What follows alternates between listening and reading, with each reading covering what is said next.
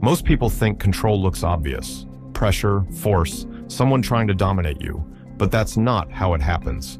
The moments that shape your life rarely look dangerous. They arrive quietly, without warning. They sound like conversation, simple questions, polite, friendly, almost harmless, the kind you answer without hesitation. And yet, those are the exact moments where power begins to shift without you noticing it. Not because someone forced you, not because you were overpowered, but because you answered too quickly, without seeing what the question was really asking from you in that moment. The ancient Greeks understood something most people still miss today. Not every question deserves your answer. And more importantly, not every question deserves an immediate answer. Because the space between a question and your response is where your freedom lives. Most people never notice that space. They answer instantly, automatically, and over time, that becomes a habit. It often starts after something has already been done. A decision made without you, a boundary quietly crossed, your time already given away. And only then, the question appears. You don't mind, right? But listen carefully. That's not a real question. It's a conclusion disguised as permission. The action is already taken. The only thing left is your approval. It's a conclusion disguised as permission. The decision is already made. What remains is your approval. And in that moment, it feels like you still have a choice, but you don't. And the way it's framed makes disagreement feel uncomfortable. You risk looking difficult or unreasonable. So most people say, it's fine, even when it isn't, even when something inside them resists it. Epictetus warned that no man is free who is not master of himself. And in that moment, you're not choosing, you're reacting, approving something you never had the chance to decide. Then comes another question, one that feels completely different on the surface, softer, more respectful. It sounds like trust, like someone opening a door carefully. Can I be honest with you? And almost everyone says yes. Because refusing honesty feels wrong. It feels like rejecting truth itself, like you're the one being unreasonable. But what follows rarely strengthens you. Instead, it introduces doubt, hesitation, second thoughts, something that slows you down, even when it's presented as care or concern. Socrates didn't ask permission to speak truth. He questioned directly, openly, because truth doesn't need preparation. It doesn't need you to lower your guard before hearing it. What asks for permission is judgment. And when you automatically accept it, you give those words more weight than they deserve. Not because they are true, but because you allowed them in.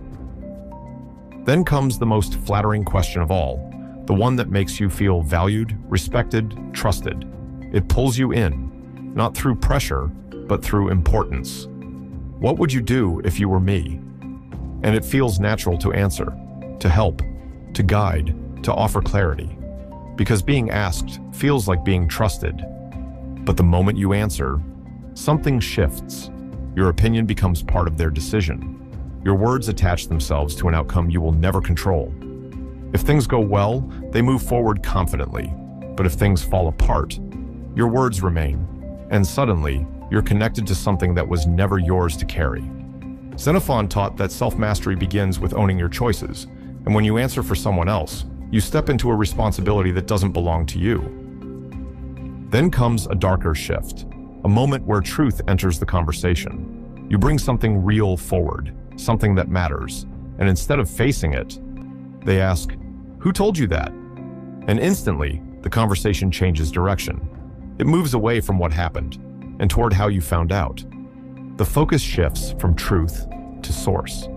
And if you answer, you expose someone who trusted you. You give the other person a target instead of holding them accountable. Heraclitus believed most people live in illusion, reacting to appearances rather than reality. And this question exists to pull you away from reality and back into distraction. So you don't follow it, you stay with the truth. It doesn't matter how I found out. And in that moment, the conversation returns to what actually matters. And finally, the most powerful question of all, the one that seems simple, but quietly controls everything that follows after it. You trust me, right? And saying no feels uncomfortable. It feels like doubt, like conflict, like you're damaging something. So most people say yes, without thinking. But Aristotle made something clear. Trust is not declared in words. It is built through action, through consistency, through time, not in a single moment. Because once you say yes, you commit yourself. Doubt becomes harder, questions feel wrong, and your own awareness starts to fade behind that one word. So instead of answering, you step back.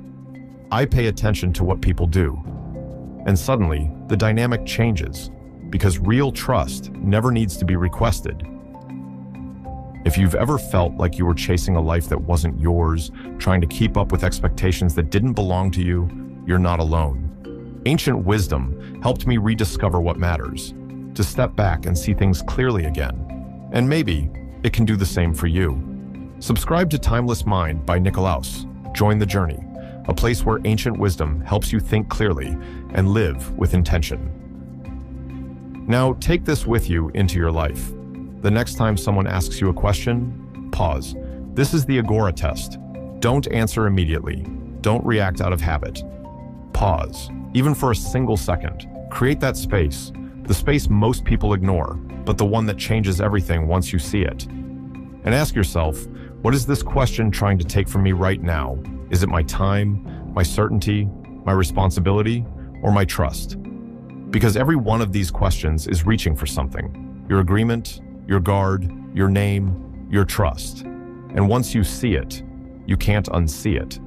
This is the Agora Test. One pause, one question, one choice. And in that moment, you stop being controlled and start choosing. Most people will go their entire lives answering every question without ever realizing what it cost them. But now you see it. And once you see it, you choose. The lesson is ancient. The choice is yours.